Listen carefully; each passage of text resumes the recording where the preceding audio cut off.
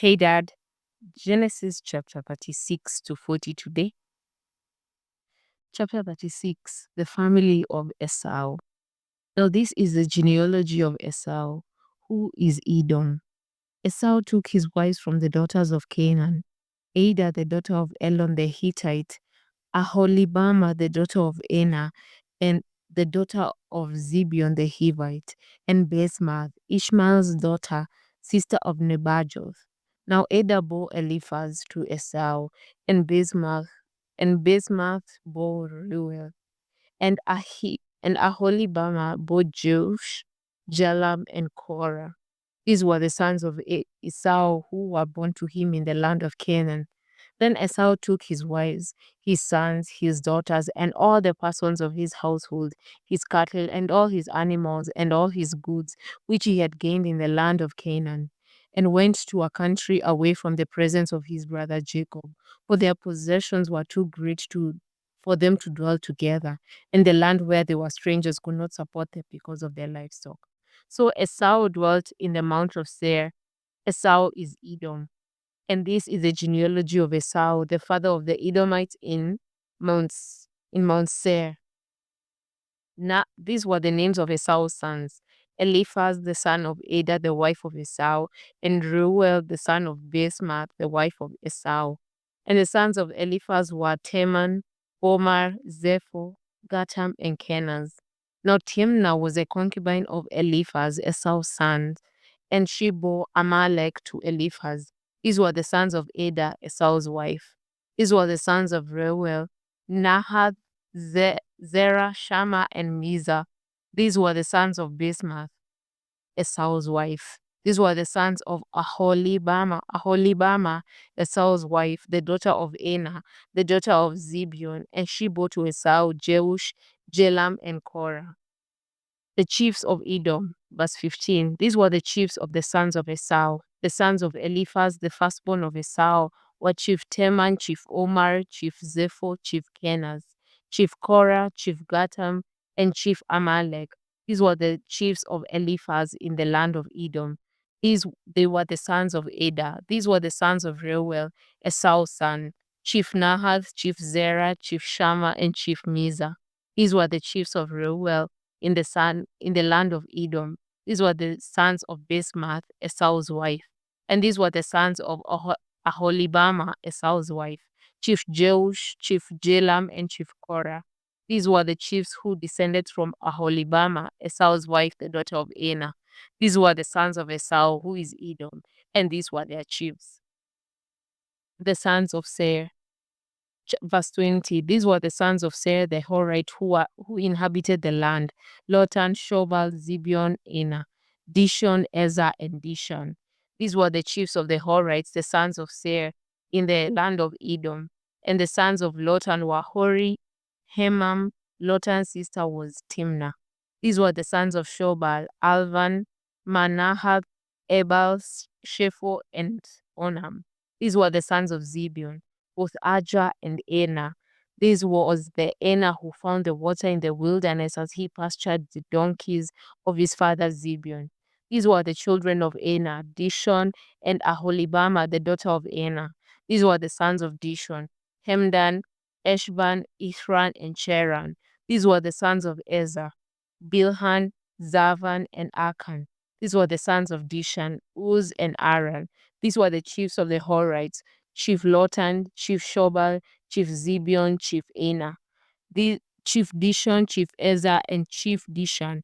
These were the chiefs of the Horites according to their chiefs in the land of Seir. The kings of Edom, verse 31. Now these were the kings who reigned in the land of Edom before any king reigned over the children of Israel.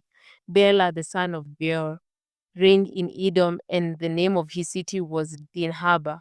And Bela died. Jobab, the son of Zerah of Bozrah, reigned in his place. When Jobab died, Husham, the land of the Temanites, reigned in his place. And when Husham died, Hadad, the son of Bedad, who attacked Midian in the field of Moab, reigned in his place. And the name of his city was Avith. When Hadad died, Samlah of Masrekah reigned in his place. And when Samlah died, Saul of Rehoboth by the river reigned in his place. When Saul died, Baal-Hanan the son of Akbor reigned in his place. And when Baal-Hanan the son of Akbor died, Hadad reigned in his place, and the name of his city was Pau.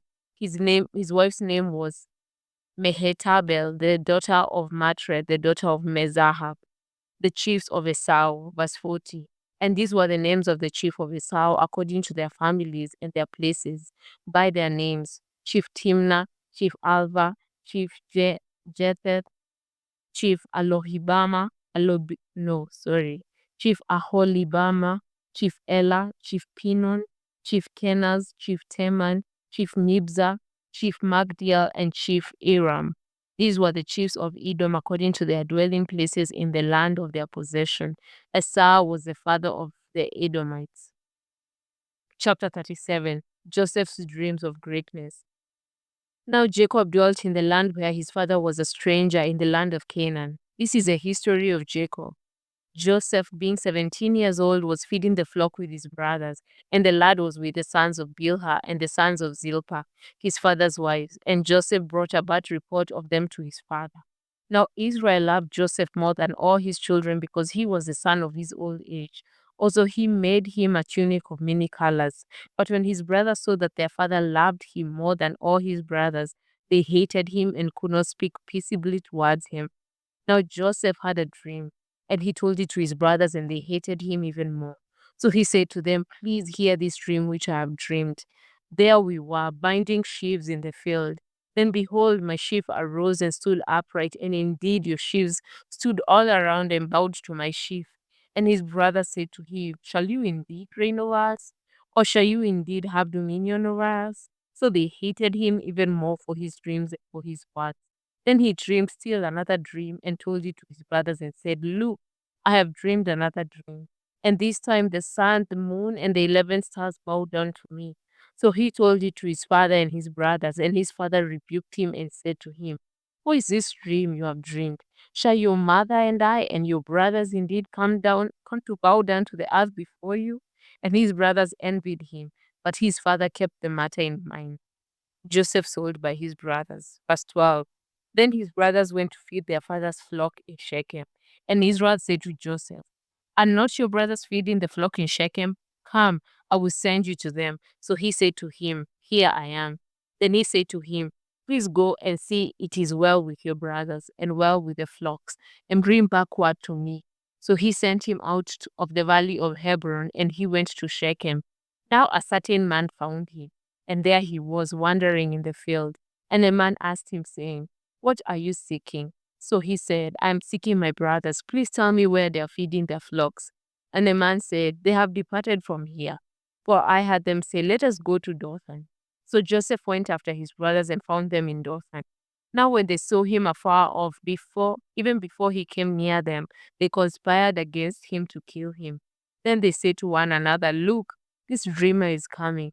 Come therefore, let us now kill him and cast him into some pit, and we shall say, 'Some wild beast has devoured him.' We shall see what will become of his dreams." But Reuben heard it, and he delivered him out of their hands and said, "Let us not kill him." And Reuben said to them, "Shed no blood, but cast him into this pit which is in the wilderness, and do not lay a hand on him, that he might deliver him out of their hands and bring him back to his father." So it came to pass, when Joseph had come to his brothers, that they stripped Joseph of his tunic, the tunic of many colors that was on him. Then they took him and cast him into a pit, and the pit was empty. There was no water in it. And they sat down to eat a meal. Then they lifted their eyes and looked, and there was a company of Ishmaelites coming from Gilead with their camels, bearing spices, balm, and myrrh, on their way to carry them down to Egypt. So Judah said to his brothers, "What profit is it if we kill our brother and conceal his blood? Come and let us sell him to the Ishmaelites, and let not our hand be upon him, for he is our brother and our flesh." And his brothers listened. The Midianite traders passed by. So the brothers pulled Joseph up and lifted him out of the pit and sold him to the Ishmaelites for 20 shekels of silver. And they took Joseph to Egypt. Then Reuben returned to the pit. And indeed, Joseph was not in the pit, and he tore his clothes. And he returned to his brothers and said, "The lad is no more, and I, where shall I go?" So they took Joseph's tunic, killed a kid of the goats, and dipped the tunic in blood. Then they sent the tunic of many colors, and they brought it to their father and said, "We have found this. Do you know whether it is your son's tunic or not?" And he recognized it and said, "It is my son's tunic. A wild beast has devoured him. Without doubt, Joseph is torn to pieces." Then Jacob tore his clothes, sackcloth on his waist, and mourned for his son many days. And all his sons and all his daughters arose to comfort him, but he refused to be comforted. And he said, "For I shall go down to the grave to my son in mourning." Thus his father wept for him. Now the Midianites had sold him in Egypt to Potiphar, an officer of Pharaoh and captain of the guard. Chapter 38, Judah and Tamar. It came to pass that at that time that Judah departed from his brothers and visited a certain Adulamite whose name was Hira. And Judah saw there a daughter of a certain Canaanite whose name was Shua, and he married her and went into her. So she conceived and bore a son and called his name Er. She conceived again and bore a son and called his name Onan. And she conceived yet again and bore a son and called his name Shelah. He was at Chezib when she bore him. Then Judah took a wife for Er his firstborn, and her name was Tamar. But Er, Judah's firstborn, was wicked in the sight of the Lord, and the Lord killed him. And Judah said to Onan, "Go into your brother's wife and marry her, and raise up an heir to your brother." But Onan knew that the heir would not be his, and it came to pass, and when he went to his wife, that he emitted on the ground, lest he should give an heir to his brother. And the thing which he did displeased the Lord, therefore he killed him also. Then Judah said to Tamar, his daughter-in-law, "Remain a widow in your father's house, till my son Shelah is grown." For he said, "Lest he also shall die like his brothers." And Tamar went and dwelt in his father's house. Now in the process of time, the daughter of Shua, Judah's wife, died. And Judah was comforted and went up to his sheep shearers at Timnah. And he and his friend Hira the Adulamite. And it was told Tamar, saying, "Look, your father-in-law is going up to Timnah to shear his sheep." So she took off her widow's garments, covered herself with a veil, and wrapped herself, and sat in an open place which was on the way to Timnah. For she saw that Shelah was grown, and she was not given to him as a wife. When Judah saw her, he thought she was a harlot, because she had covered her face. Then he turned to her by the way and said, "Please, let me come into you." Oh my gosh. That's what they just say. Oh, let me just come into you. That is so weird. But he did not know that she was his daughter-in-law. So she said, "What will you give me that she may come into me?" This conversation just happening in just the light of they just like it's just another conversation to have. It's so crazy. And he said, "I will send a young goat from the flock." So she said, "Will you give me a pledge till you send it?" And he said, "What pledge shall I give you?" So she said, "Your signet and cord and your staff that is in your hand." Then he gave them to her and went into her, and she conceived by him. So she arose and went away, and laid aside her veil, and put on the garments of her widowhood. And Judah sent the young goat by the hand of his friend the Adulamite to receive his pledge from the woman's hand, but he did not find her. Then he asked the men of that place, saying, "Where is the harlot who was openly by the roadside?" And they said, "There was no harlot in this place." So he returned to Judah and said, "I cannot find her." Also the men of the place said, "There was no harlot in this place." Then Judah said, "Let her take them for herself, lest we be shamed. For I sent this young goat, and you have not found her." And it came to pass about 3 months after that Judah was told, saying, "Tamar, your daughter-in-law, has played the harlot. Furthermore, she is with child by harlotry." So Judah said, "Bring her out and let her be burned." When she was brought out, she sent to her father-in-law, saying, "By the man to whom this belongs, I am with child." And she said, "Please determine whose these are, the signet and the cord and staff." So Judah acknowledged them and said, "She has been more righteous than I, because I did not give her to Shelah my son." And he never knew her again. Now it came to pass at the time for giving birth that, behold, twins were in her womb. And so it was, when she was giving birth, that the one who put out his hand, and the midwife took a scarlet thread and bound it in his hand, saying, "This one came out first." Then it happened, as he drew back his hand, that his brother came out unexpectedly and said, "How did you break through? This breach be upon you." Therefore, his name was called Perez. Afterward, his brother came out who had the scarlet thread on his hand, and his name was called Zerah. Just a pause before we go to chapter 39. Chapter 37, these guys sold Joseph. And then they were like, oh, here is his coat. And they saw his father determined that he had been killed by a wild beast. And then they comforted him. How mean do you have to be to have caused something and then comfort the person who you did it to? How rude. How rude indeed. Anyway, chapter 39, Joseph a slave in Egypt.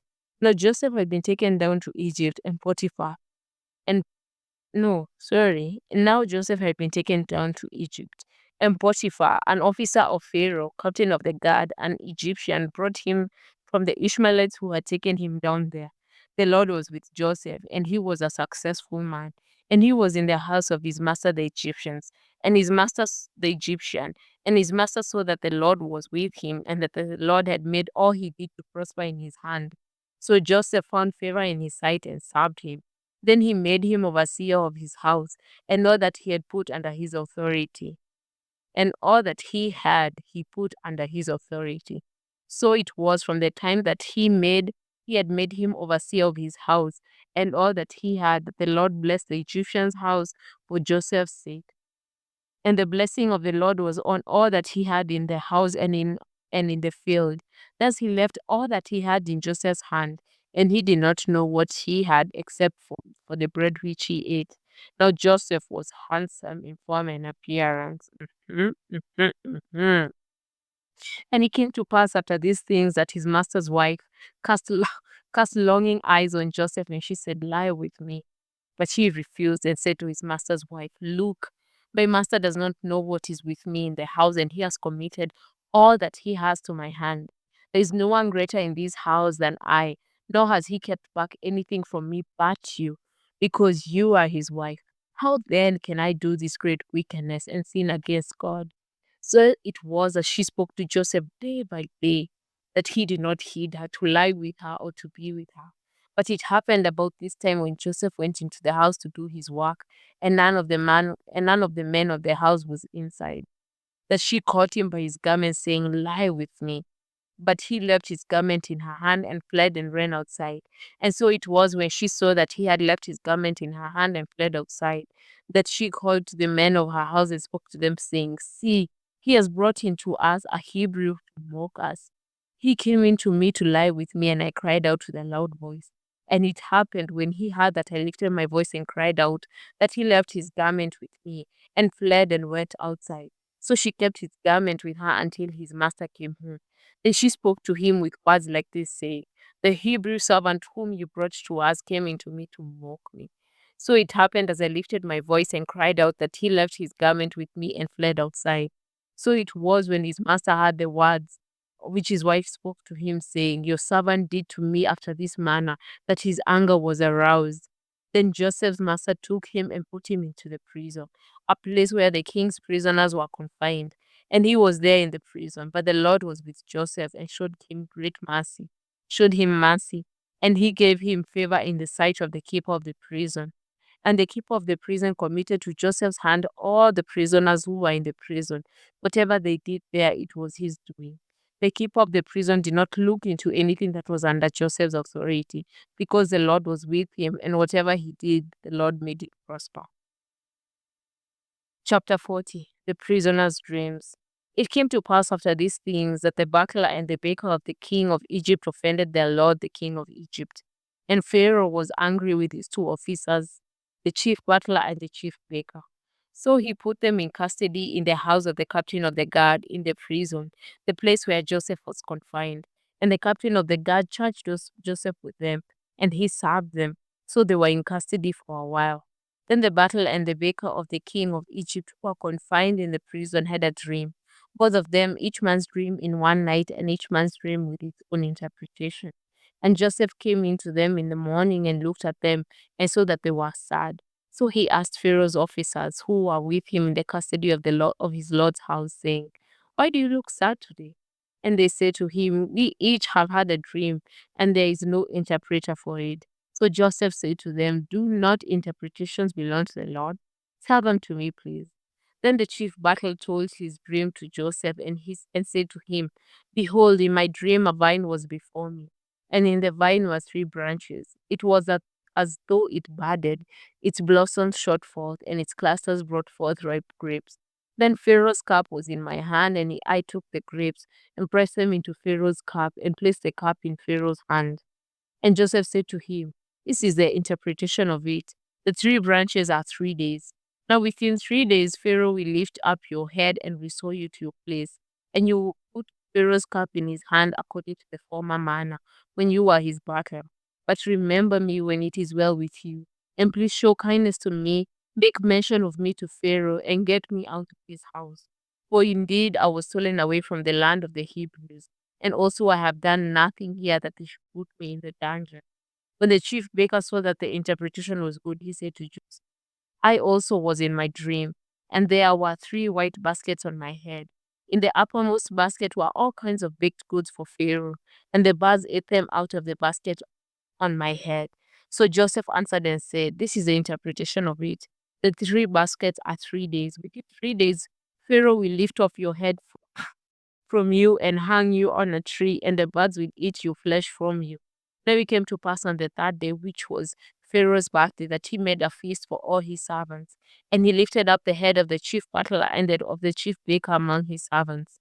Then he restored the chief butler to his butlership again, and he placed the cup in Pharaoh's hand. But he hanged the chief baker, as Joseph had interpreted to them. Yet the chief butler did not remember Joseph, but forgot him. Here it says that the chief baker saw that in verse 16 that the interpretation was good, so he was expecting, "Hmm, it must be the same for me." And then to hear the interpretation that you are about to be killed, and not just killed, but your head chopped off. That's crazy. Did you hear what I said? Yes, hang you on a tree. That's just crazy. It must have been like, whoa, whoa, whoa, whoa, whoa. That's not what I'm looking for. That's not the interpretation I'm looking for. But anyway, thank you for your word once again. Thank you for access to your holy word. Thank you for the privilege of being able to read your word. And I just thank you for the privilege of it, because I know how holy it is. And it's not something to be joked around with. Thank you for this privilege. Thank you for this honor. And I will see you in chapter 41 to 45. I love you so, so, so much, Dad. I love you so much. Bye.